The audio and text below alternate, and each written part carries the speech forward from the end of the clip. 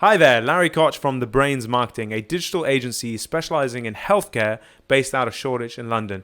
And today I want to bring you a video for you if you sell medical devices or over-the-counter healthcare products or health products. This also includes wellness products or homeopathy or anything to do with fitness, just everything to improve somebody's general health. Then any product or over-the-counter device or product that falls into that category, I'm going to cover in this video some digital marketing strategies that you can use to push your brand, to push your product and devices online. Now, first of all, before we even get started, I want to say that I'm not covering prescription drugs. Unfortunately, that's very, very prohibitive what you can do. And even if you have something that's over the counter, whether you're using Facebook, Amazon or Google, which are the three principal ways you would do this, it's actually very, very difficult to do without jumping through some hoops. And so you have to be very aware of all the regulations. There's EU-wide regulations, there's global regulations that need to be observed, there's certain ad copy that needs to be included, there's certain claims that can't be made, there's certain imagery that has to be in regardless of the platform. So there's the global regulations, and then each platform you'll have to search, like Facebook, healthcare products, advertising rules, and there'll be a page all about that on Facebook. I'm not going to cover those exhaustively here. That would take too long. Any of the kind of popular over-the-counter categories, you can actually advertise through your website or through Amazon. And so we're going to cover the three of those effectively, bearing in mind that there's all these regulations that you need to check out. If it turns out that you have certain controlled ingredients that are not allowed on particular platforms, none of this may apply. So do check out all those rules first. So first, let's cover the biggest search engine in the world, which is Google. So what you're going to want to use on this is Google Shopping. Now, depending on how many products you actually sell on your website, you're going to need to set up a Google Shopping feed. This might take quite a long time, but it's effectively whenever somebody searches for certain keywords that align to your products, Google will suggest them as an image in a special search result bar that comes above the traditional paid ads. And so you'll actually see an image. If you try and search for, say, paracetamol right now, you will actually see in Google a bunch of squares that come up, which are images of different brands that are selling paracetamol. So you'll have Nurofen, you'll have, all of them up there. And what happens is when a user clicks on that, it takes them to a checkout page, usually on the client's or on your website, where you can then buy, add to basket, checkout, and all that.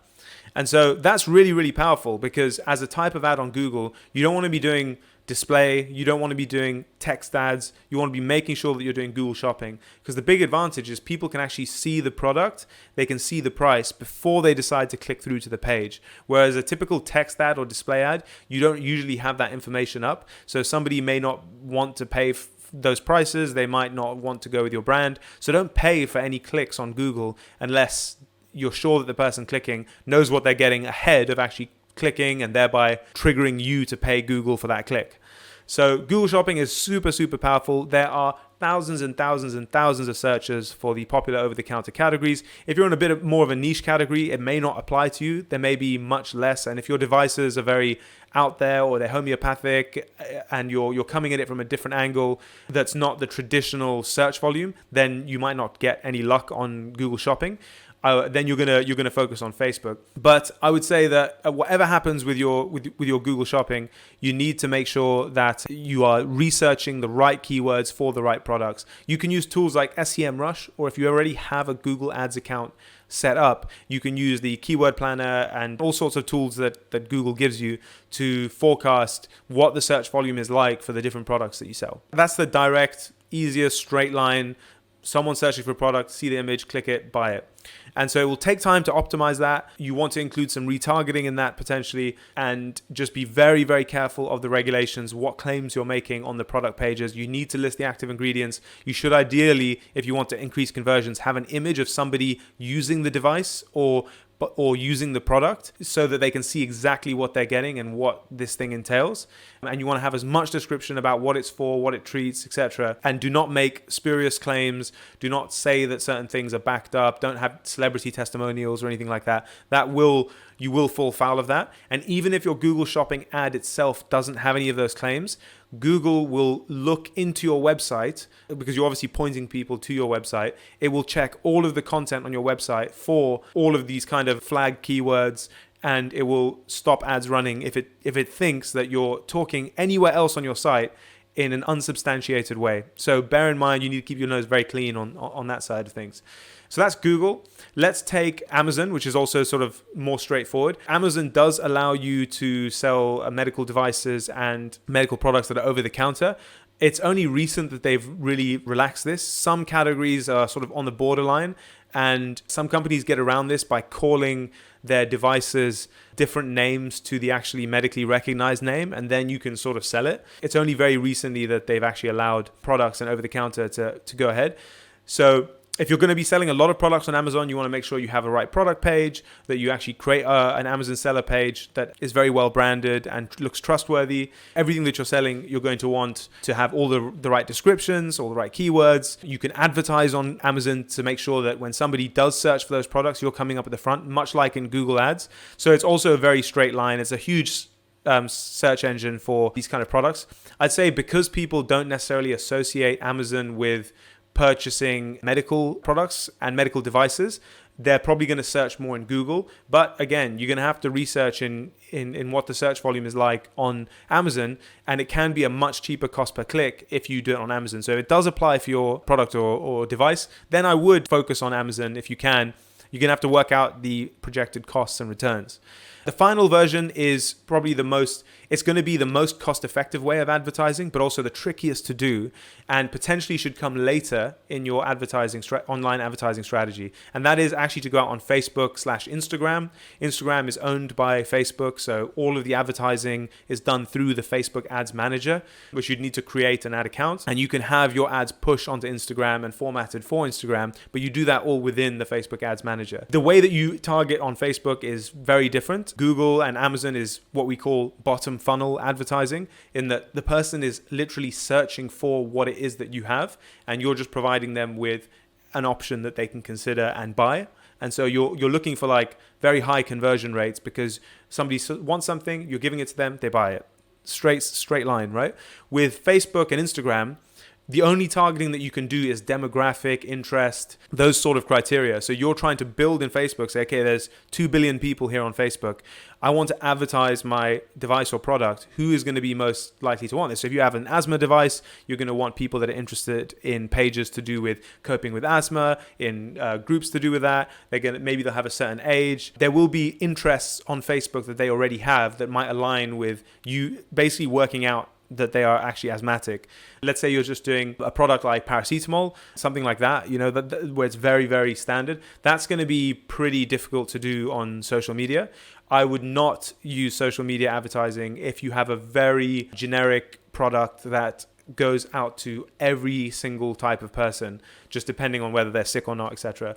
So you wouldn't go, it'll be very difficult with Lemsip to target people who are sick. There's no Facebook interest for I'm sick now, or I have a cold. It just doesn't exist. So you'd basically be going out to everyone. So in terms of like what you're going out as your primary targeting, if you have a very specific thing, so we worked with the client that was it was a sleeping device. It helped with getting a better sleep. And there's a lot of people that have chronic fatigue, chronic sleep issues that just cannot get to sleep. They try pills, all sorts of things. And this was actually a sound device, a sub-audible sound device that helped people get to sleep. And it was working amazing for some people that had tried everything and couldn't make it work.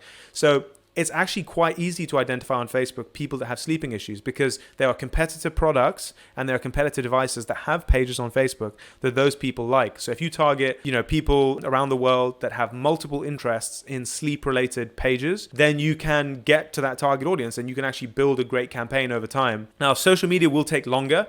However you try your targeting, social media targeting doesn't always work out of the gates. There's lots of different ways you can skin a cat, and you need to have your advertising go out to multiple segmentations of Facebook's database and look at the data coming back to see which subcategory is actually converting, as in they're clicking, they're actually buying. And then over time, you want to drop the audiences that are not working, and you want to refine the ones that seem like they are working. And you want to do that using real data from clicks and engagement and conversions. It might take you 3 to 6 months to really hone in on the target audience, and at which point you can start getting creative. I say creative, but within the realms, within the guidelines or the speed limits set by the regulations, you can then start experimenting more with the ad or messaging, breaking down the targeting further to get better and better results.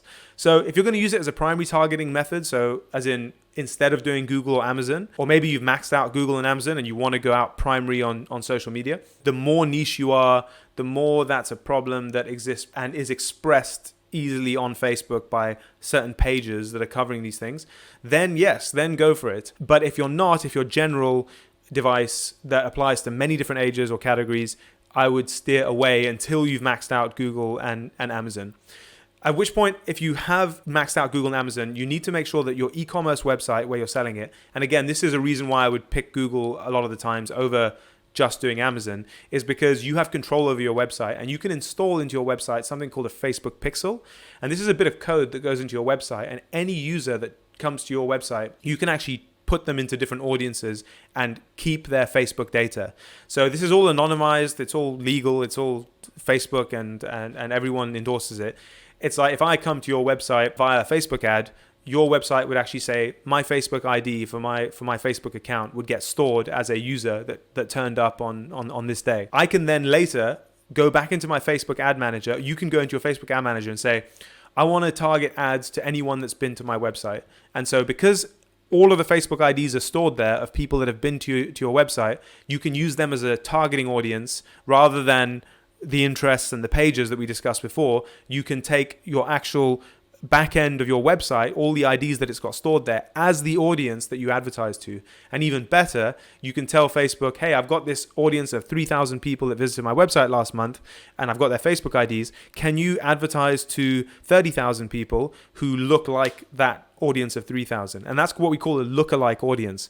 So that's actually really amazing, because you can go from running Google ads, running Google shopping ads, getting hundreds of people to your website per week or per month, and building up that audience by using a Facebook pixel of people that are visiting your site. Because most of them will not buy. 95% of them will not buy off your Google shopping campaign. But if you can then go and follow those people around Facebook and follow them around the internet using retargeting, then you're going to have a much better chance of getting them to purchase. Something like 4 to 16 times more likely to convert somebody on their second visit to your website than your first. So retargeting is really powerful. And so if you're getting into online advertising for the first time, or you're trying to really scale it up right now, you're going to see that over time, your retargeting audience gets better, your targeting gets better. Over time, your campaigns deliver more and more and more and more return on investment. Hope that really helped. Hope it helps you get started. If there's anything about this that you want to know more of, there's probably loads of resources on this actual page right now. I encourage you, go ahead and check those out, or just get in touch with us directly. We've probably got more content and we're happy to help. Take care. Bye.